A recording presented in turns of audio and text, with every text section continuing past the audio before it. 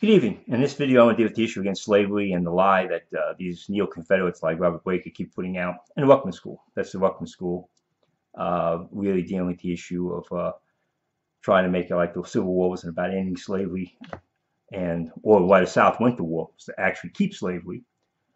Eventually, the North came to recognize they had to end slavery.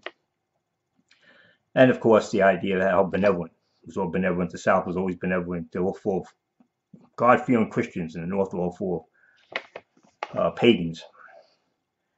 So it says here, despite 30 years of philosophizing, denials, obfuscation, scriptural revision.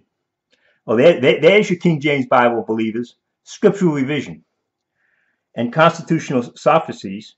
If all came down to this, the South was terrified of large numbers of blacks, slave or free. It is not an exaggeration to say that the Civil War was about slavery and in the long run only about slavery. If anyone doubted the relative importance of slavery versus states' rights in the Confederacy, the new Constitution made matters plain. Our new government is founded upon the great truth that the Negro is not equal to the white man.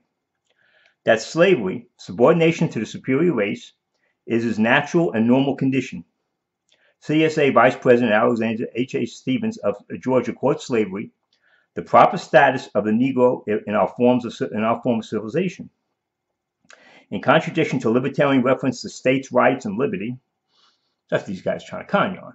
Like this is like a libertarian issue, a freedom issue, a Christian issue, made by many modern neo-Confederates. That's the Ruckman School. They got a wing in the Mises Institute, guys. You know, that's neo-Confederates come from that aspect also. And Lawrence Vance, for instance, these guys they're rewriting history, people. We're not the ones rewriting history. They're rewriting the history. And I'm gonna give you I'll give you plenty of books to read on it. Make your own minds up. He puts a whole 2-hour video up there trying to justify, trying to tell you that slavery is okay and it's all right, and we the South is full of God-fearing Christians and they treat their slaves, you know, and you know, the abuses were small and relative, you know, insignificant. That's what he wants you to believe. That's what Ruckman wants you to believe. But then he goes to Genesis 9 to tell you what. That one group of people should be enslaved. That's what he went to Genesis 9 for. Boy, slavery isn't in Genesis 9. Serving of servants is. So, in contradiction to libertarian reference of states' rights and liberty made by many modern neo-Confederates, the rebel leadership made clear its view that not only were blacks not people, but that ultimately all blacks, including then free Negroes, should be enslaved. That was their view, people. These guys are rewriting history about what the Confederacy is. When these guys defend the Confederacy, this is what they're defending. This is what they're defending. The right to enslave a particular race. So they can put all the smiles on they want and talk about how much they know history and say the word Greek, the Greek words is the same for slave as it is for servant, so therefore servant means slave. I was thinking that. In that case. Let's see here. In his response to the Emancipation Proclamation, Jefferson Davis, as the president of the South Confederacy, stated on and after February 22, 1863, all free Negroes within the limits of the Southern Confederacy shall be placed on slave status. Within the limits, let's see, slave status, and be deemed to be chattels, they and their issue forever. Enslave them forever, people. And this gregarious, big, you know, he's smiling at you, he's laughing. Oh, I won't lie to you. I'm a smart guy. Okay? Those communists are coming down here and trying to tell us white people are responsible. Get out of here, will you? Not only blacks within the limits of the Confederacy, but all Negroes who shall be taken in any of the states in which slavery does not now exist, in the progress of our arms, shall be adjudged to occupy the slave status. So the Emancipation Proclamation freed slaves that the Union Army came in touch with. The Confederacy was saying that we have a right to enslave Negroes that our armies come in contact with. That's what we're talking. That's history. This isn't, you know, the neo-Confederate history where they make up little stories and stuff. This is real history. These are facts. Let me see here. All free Negroes shall ipso facto be reduced to condition of helotism, HOLOOTISM, that's the slaves to Sparta, so that the white and black races may ultimately be placed on a permanent basis. That basis, Davis said, after the war started, was an inferior race, peaceful and contented laborers in their sphere. So this is the Patriot Sisters of the United States. Very good work. And it sums it up. They had their Emancipation Proclamation. So, okay, you're going to free the slaves, we're going to enslave them. You free blacks, we'll enslave the blacks. Okay. And here's a work on the Apostles of Disunion. And this is Southern Secession Commissioners and the Causes of the Civil War. So let me put this really quickly. And it's page 81. They seem to have been totally untroubled by logical inconsistencies of this sort. Sounds like all working people. Logic doesn't seem to affect them at all. It's like anything, anytime. Indeed, the capacity for compartmentalization among this generation of white Southerners appears to have been practically boundless. But they're Bible-believing Christians. How could that be? In setting out to explain secession to the fellow Southerners, the commissioners have explained a very great deal to us as well. By illuminating so clearly the racial content of the secession persuasion, the commissioners would seem to have laid to rest once and for all any notion that slavery had nothing to do with the coming of the Civil War. Nah, it's about read his thing on the Articles of Civil War. He thinks it's all about tariffs. They've been trying to pull that con on you. To put it quite simply, slavery and race were absolutely critical elements in the coming of the war. Neo-Confederate groups may have a problem, quote unquote, with this interpretation, as the leader of Virginia Heritage Preservation Association puts it. But these defenders of the lost cause need only to read the speeches and letters of the secession commissioners to learn what was really driving the Deep South to the brink of war in 1860, 1861. There you got the Apostles of Disunion, Charles B. Dew. He's saying the commissioners, the ones who led the states into secession, into the war, was saying this. Oh no, we got to learn real history.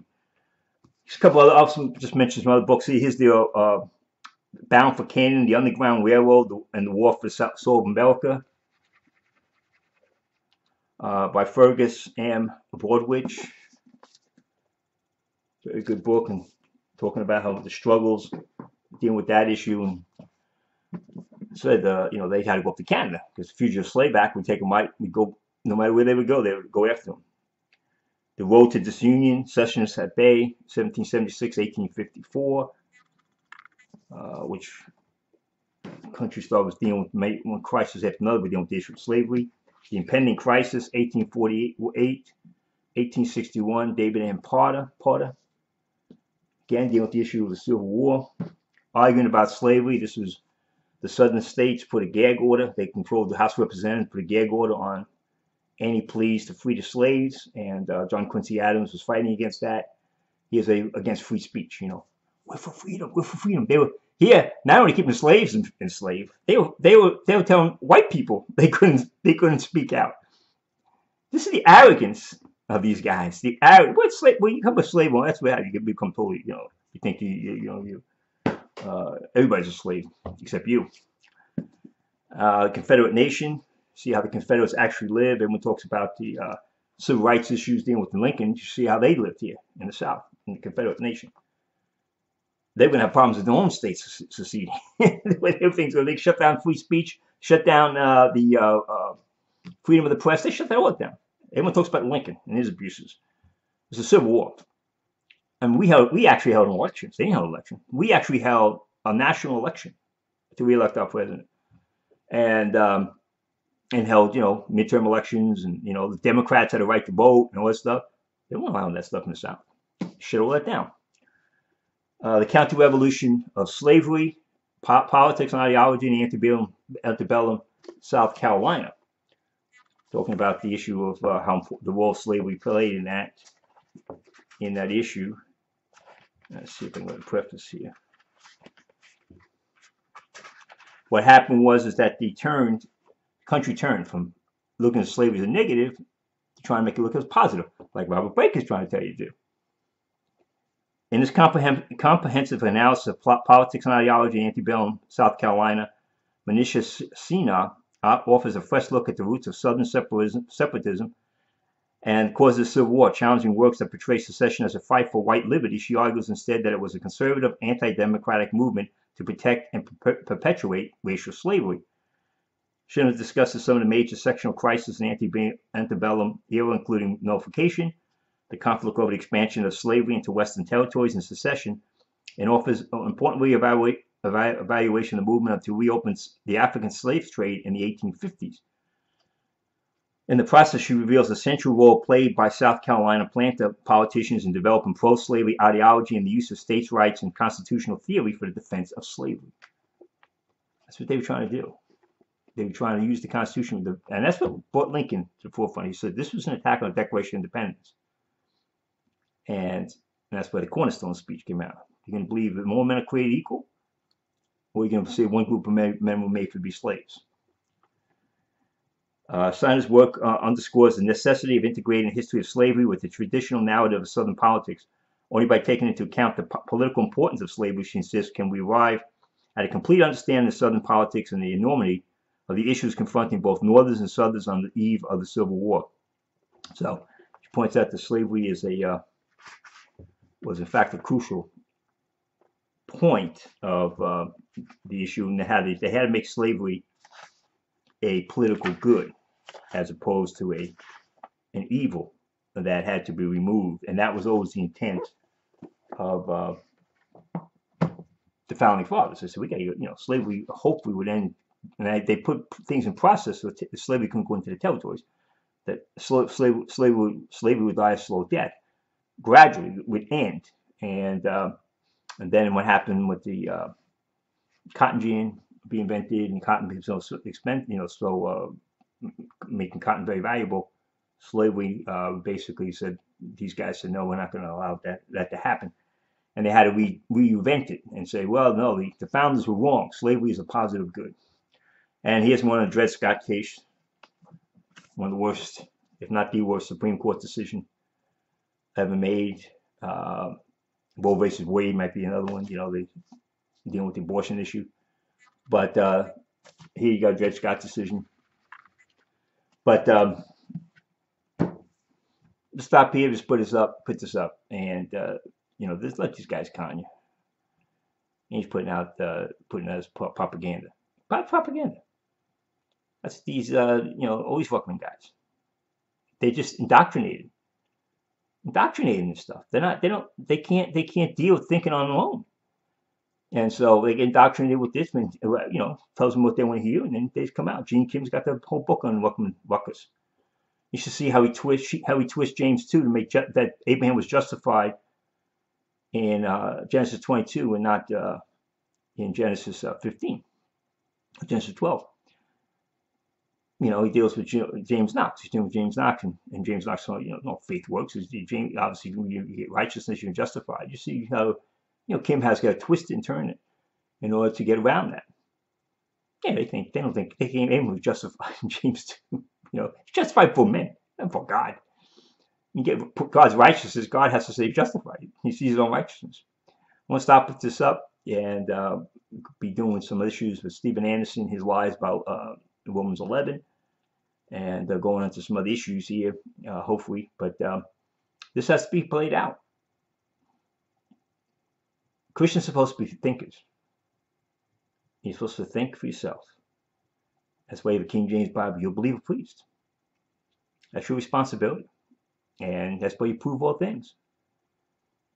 And when a guy gets up there and starts conning you, you got to call him on it. There should have been 20 videos made against this guy's video. There should have been 20 videos up against this guy for what he's putting out there, that garbage. He should have been denounced. Amen. Thank you.